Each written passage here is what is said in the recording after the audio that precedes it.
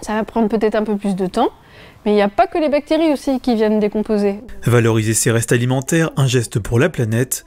Accompagnée durant 1 heure par Noémie, conseillère prévention déchets, une vingtaine d'habitants ont appris les bonnes pratiques avant de récupérer leur composteur individuel. Depuis 2019, l'agglomération de Saint-Quentin en Yvelines les remet dans le cadre du plan compostage. Il vise à proposer une solution de tri à la source pour les biodéchets à chaque foyer, une obligation pour les collectivités territoriales depuis le 1er janvier 2024. On a toujours tendance à dire aujourd'hui que finalement le déchet qu'on ne produit pas c'est le meilleur déchet. Le plan compostage c'est un des meilleurs exemples. C'est-à-dire qu'on va détourner ce flux de biodéchets putrescibles et compostables avant même que ça devienne un déchet puisqu'on va l'orienter vers le bac à compost. C'est important pour l'environnement d'abord parce qu'il y a moins à collecter.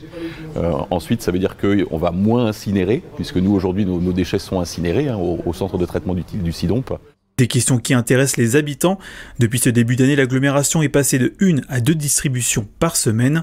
Épluchures de légumes, coquilles d'œufs ou marcs de café. Chaque Français génère 83 kg de biodéchets par an.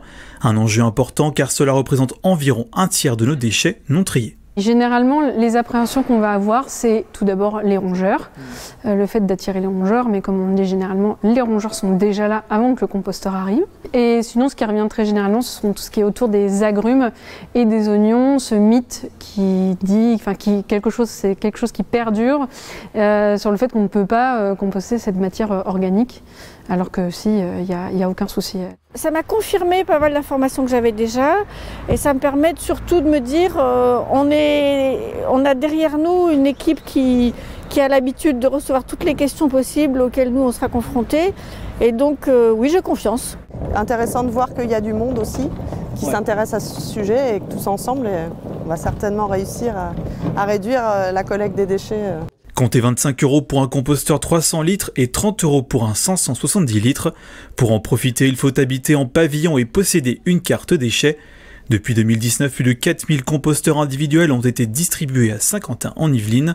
L'objectif serait d'équiper 12 000 logements, soit 20% des foyers à l'horizon 2030. Pour le collectif, l'agglomération compte une trentaine de points de compostage partagés.